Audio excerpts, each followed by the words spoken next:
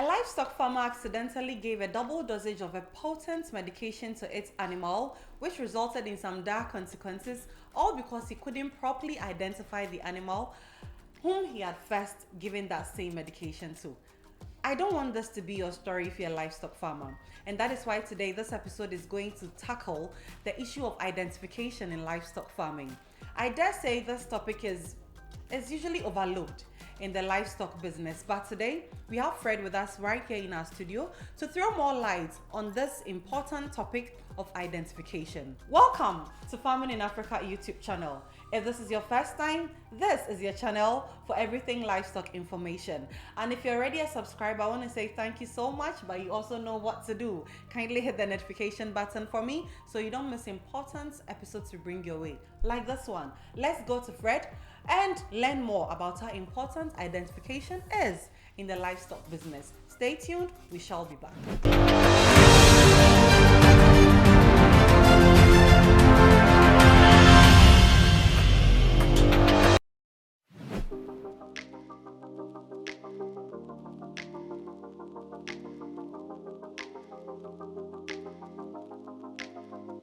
Fred, your impact over the years in the livestock industry has been felt.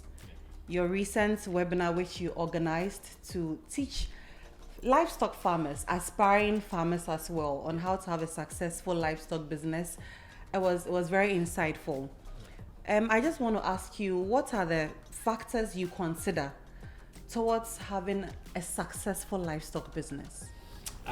Thank you very much, Nadia, and thank you to all of you that are watching us. You spoke about the webinar, and I think this is the first video I'm doing after the webinar. So I want to use this opportunity to say thank you to all of you that showed up. It was insightful, as the feedback says, but it was also very excited, and it really shows the work that we are doing, because I realized we had a backlog of about 100 and something people who wanted to join and couldn't join because we've hit our limits. I think this shows me that our viewers and fans want to learn more, and that is why we are actually going to bring a webinar every month. So from now onwards, every month we're going to do a webinar and try and focus on a specific topic. And rotate that throughout the year. So I'm looking forward to meeting all of you on a webinar setup where you can ask direct questions, where we can also drive deep into a certain topics that we're going to be discussing. So thank you, but that's just by the way. I want to come back to your question, which is the secret to the success. The factors you consider in achieving this success. Yes. So If I think through our journey, right, we started by just diving into it and saying we wanted to do livestock. There are so many things intentionally we didn't think about. But now, after this experience, I will give you the 5 things which we call the 5 pillars of livestock farming here in Farming in Africa. And those pillars, number 1 is genetics. And I think most of you have heard me talk about this. If depending on what you're doing, if you don't have the right genetic for it, you are not going to be able to succeed. So if you're doing meat goat farming and you don't have a meat goat at your farm, then you're not going to be getting the results that you need. And that is why, as most of you know, we've been bringing the meat goats, which is the Boer goat, the Kalaharis, into the continent and West Africa, to be able to help farmers get the right genetic that they need. Number 2 is nutrition. So if you have a good genetic and you still do not have a good nutritional plan for that genetic to fulfill its potential, you're still not going to get the best out of that animal, right? So nutrition becomes the second most important pillar to us. And then the third one is health, right? As much as we try to feed them well, we know that there are some health precautions that we need to take, medications that we need to have, or health plan that we need to follow in order to protect or prevent some diseases from happening at our farm. So that's the third pillar. And then the fourth pillar to us is management. Yes. Management is very important in terms of, your staffing, the day-to-day activities at your farm, cleanliness, observation, identification of diseases, and so on and so forth. And I think that is something we take for granted. I've seen people spend thousands of dollars on their livestock and everything, but then they put it in the hands of somebody who doesn't value that investment, right? So mostly the question I ask farmers is, if you have 10,000 cedis, would you give it to this guy that's managing your farm? They're like, no, he's gonna steal it or blah blah. Okay. Why are you giving your investment in the hand? So finding the right, staffing, the management, and so on, is very key to that. And then the last one, which is the fifth pillar, is infrastructure. Okay. You can have the good breeds and all that, but infrastructure in our case even plays a major role on prevention of diseases, better ventilation, comfort. I'm feeding you, I'm giving you everything, but if you're not in a comfort environment, if they are so crowded in the pen, then you're also not gonna get the best out of them. You're prone to diseases and so on. So infrastructure is key, and sometimes we think we can do things anyhow and still get the best, which is not true. So in the past years, this is basically how we have accumulated all our lessons, and how we have been able to get to the level that we've gotten at the moment. Well, that's great. And I like the way you always talk about these 5 key pillars. Yeah. And I think if you're a livestock farmer watching, or if you're an aspiring livestock farmer, you would do yourself a great service, good one at that, to incorporate these 5 pillars Fred just talked about into your business. Don't worry, go through our previous videos on this channel right here, and you would see that we have videos covering all of these pillars Fred has talked about. Of course, we would continue to bring you education, diverse knowledge, diverse practices, because we are practicing all these theories and proving these concepts. So when we bring the knowledge and information to you, believe us, it is tried and tested. Today, I want Fred to throw light on identification. Yeah. I dare say that it isn't much talked about in the livestock industry space. First of all, is it because it's not that important? And number 2, the 5 pillars you mentioned, identification falls under which one? Okay. Yes. So I want to maybe clarify a little bit when we talk about identification. Okay. So identification could be in various ways. Sure. Even in management practices, you could talk about identification of diseases. Yes. Right? But in your case, I'm guessing you're referring to identification of your livestock. Yes, the various categories, the breeds. Yeah, so maybe physical identification. Maybe, sure. Yeah. So, yes, you're right to say that it is not something that is, much talked about or even valued in the livestock industry. Wow. But it's very, very critical when you're growing your herd. Okay. Right? What is the whole purpose? What are we trying to achieve? I think just like the name says, identify. You want to be able to identify goat A or cattle A. You want to be able to identify cattle B. Yeah, maybe I can identify when there are only 5.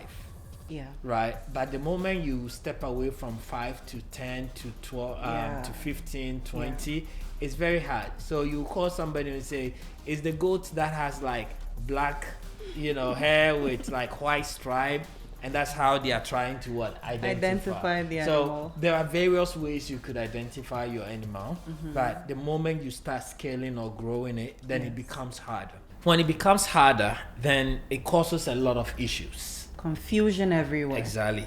And therefore you asked about which of the 5 pillars does this falls into. I think it falls into all of them, right? Wow. You can look at health. So if I take health, let's take, for example, we go to the hospital. Yes. And the doctor, you go there and there's a lot of people in the ward sick, and we don't have names, or the doctor doesn't have a way of identifying. That would be disastrous. Exactly. How does the doctor keep track of what medication, which level of whatever the patient is on, what bed is the patient on, what ward is the patient on, which nurse is taking care of which patient. Like that is the importance of identification.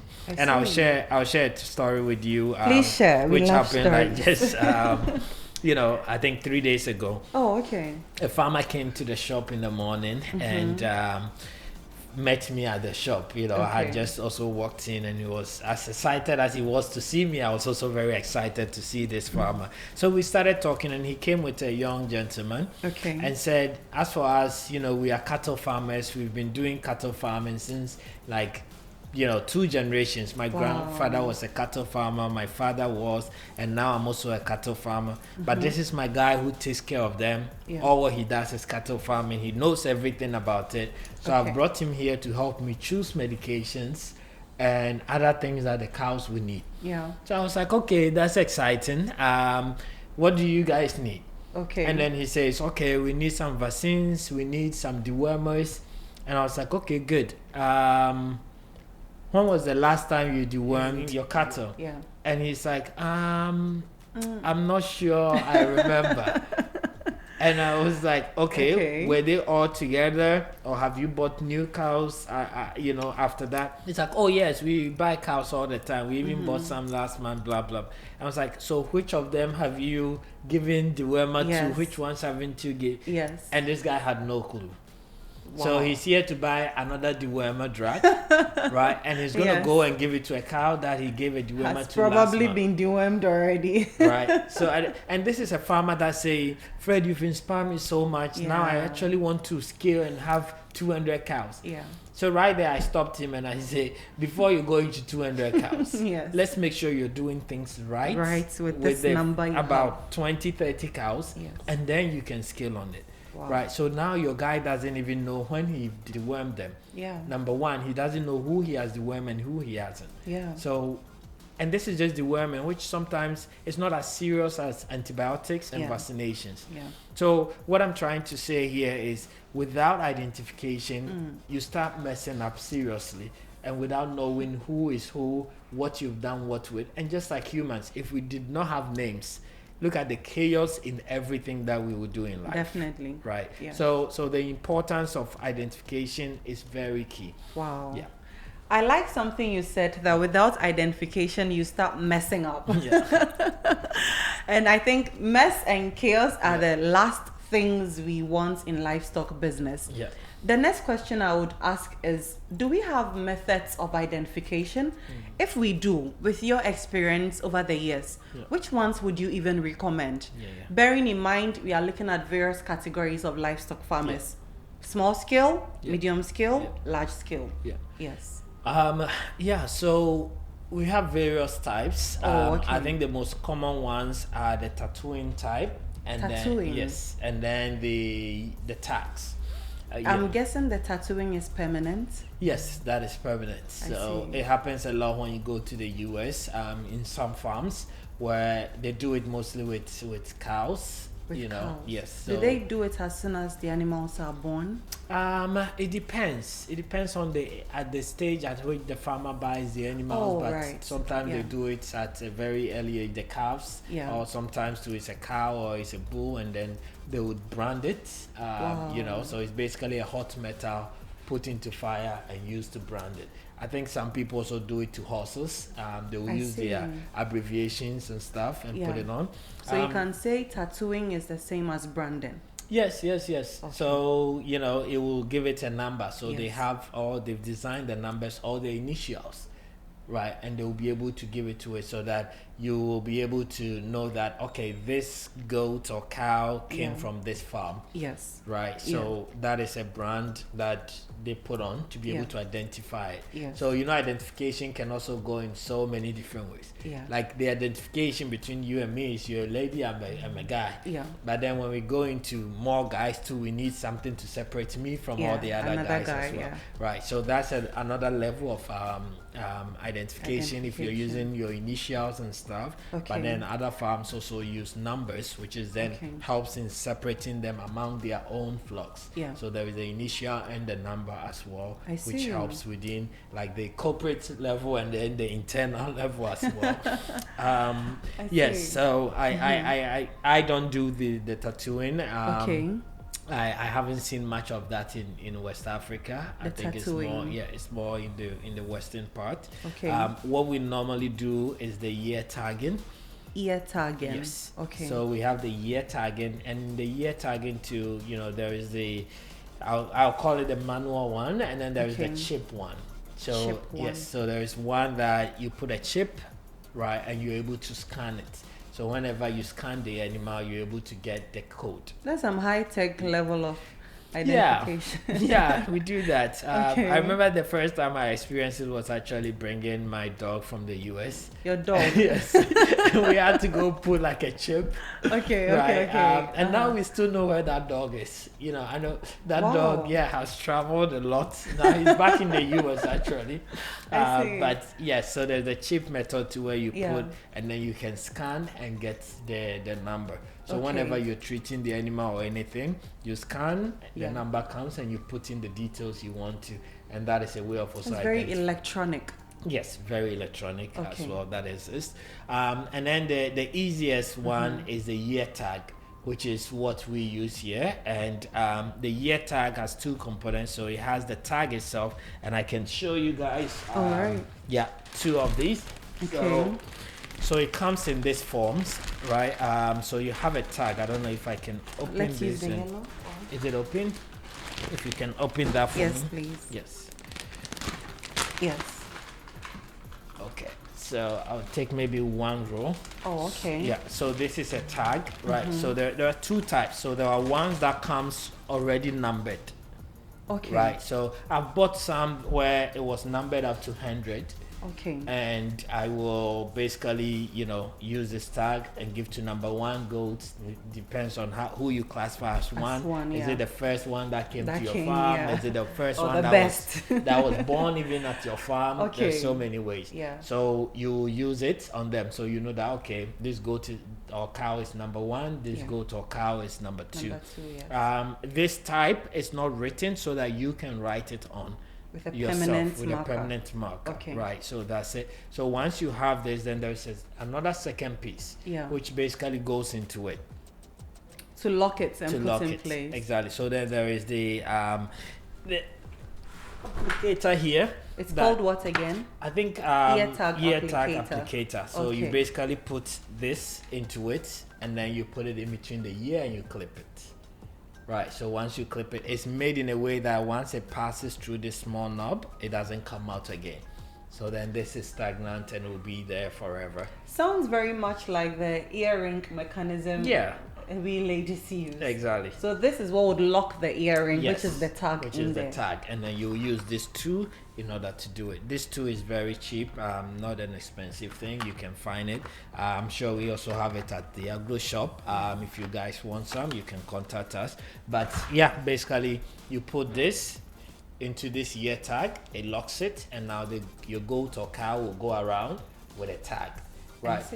So this is the tool that is used. But each farmer has a various ways of how they tag and their mechanism. Yes. We have used colors before, where all the females of a certain breed will have one color. Okay. Right. So your Boa goat or your West African dwarf females will all be yellow. Okay. Right. And then your Boa goats could all be like green. I think we have even red here. Will all be red. Right. Okay. Again. So, and then your male will also have a different color. So if the male with blue crosses a male with a female with yellow, then we know that their kids is gonna have a different color. Yes. Right. So then you do that. The another thing too is that instead of just writing numbers, sometimes we incorporate the numbers with the date of birth, the mother's number, and the kid's actual number. Wow. So one thing I like about these open ones is, let's say for example I have a crossing. the color will tell me which male is coming from. Yes. Right? Yes. Then the first number is gonna be maybe the date it was born, the first two numbers. Yes. Then the middle one is gonna be the mom's number. Then the last one is gonna be the kid's number. The last one, the reason why you need a kid's number is, let's say you have 100 cattle in your farm. Yeah.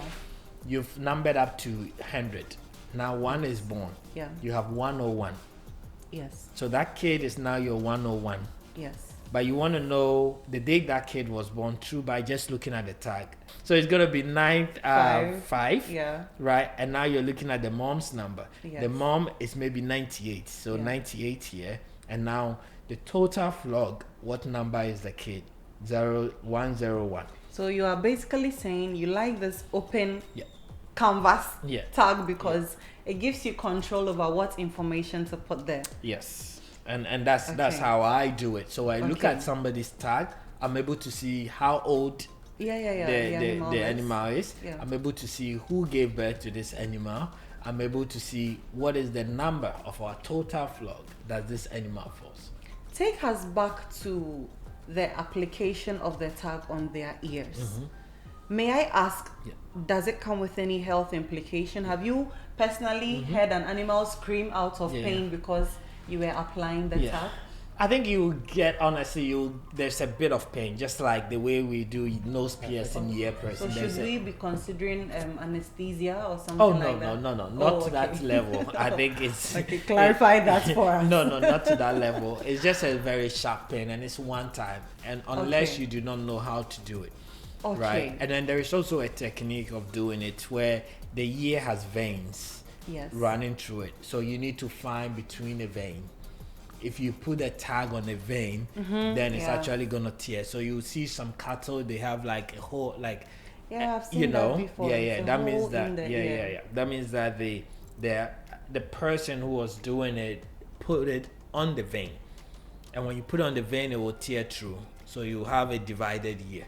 This actually means that everything you do, you have to have good knowledge on it. Of course. You can't just say, yes, I'm a farmer. You've never tried this before and suddenly you want to try. Yeah, then you pay the price. And that's why we exist, so that people don't have to pay the price. Definitely. And this channel, I love this. This channel is here to educate people so that in case you even want to do it, you have the knowledge to be able to do it, right? Or if not, then you get your local vet, or if you want to contact us to help you do it, whatever, but at least the knowledge exists. So what Fred is basically saying is that Farming in Africa YouTube channel is your channel for livestock information, not just when you need good genetic breeds or you need information on nutrition.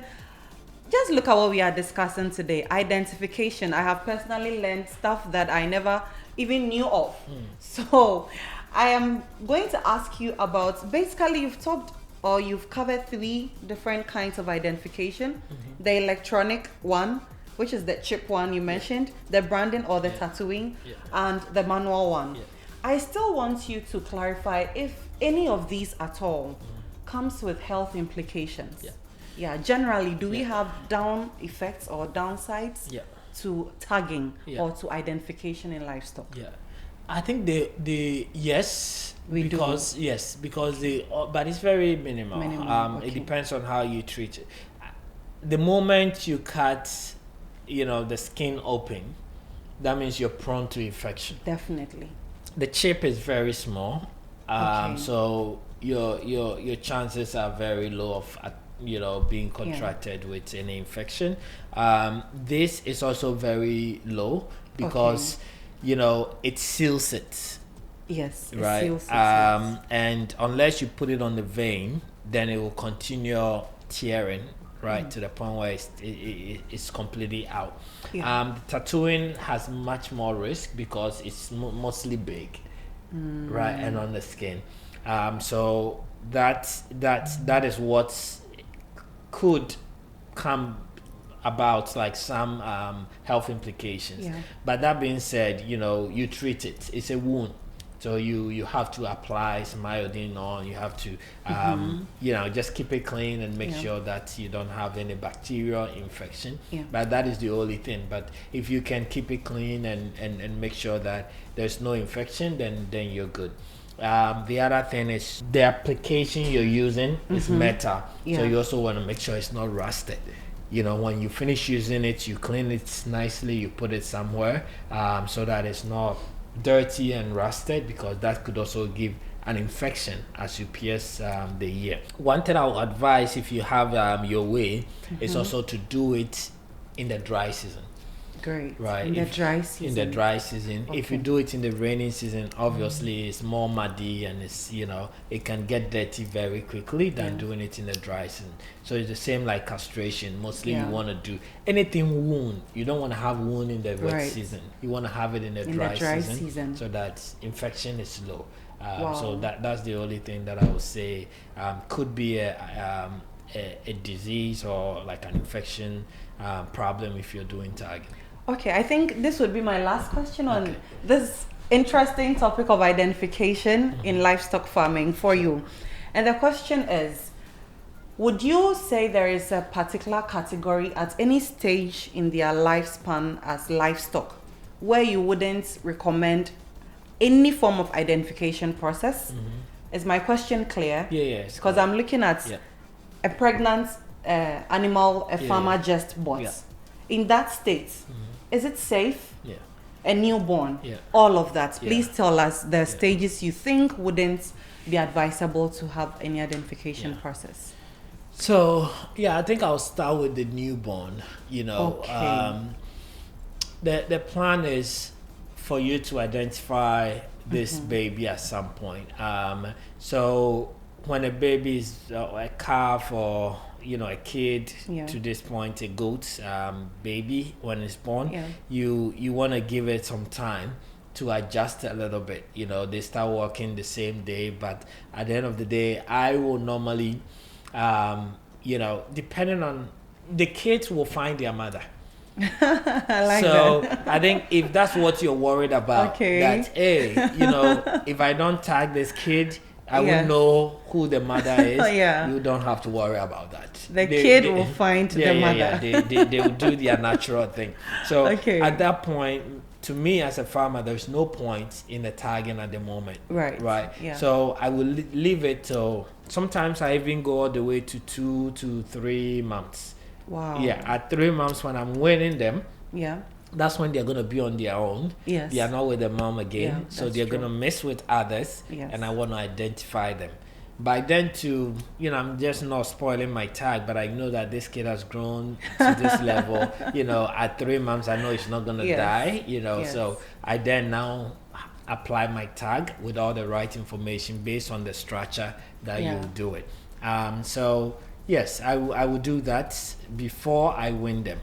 So because winning them also comes with other nutritional issues and so on. That's true. So maybe 2 weeks before that, then I will give them a tag, and then quickly I know all of you guys with new names, you go into this pen, and then I will push them there. All right, sure. You talked about a pregnant cow or maybe a doe.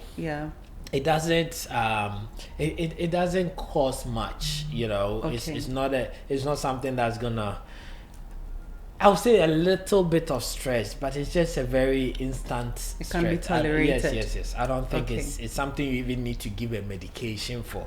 So they are fine. What I would caution farmers, especially the cattle farmers, is the handling.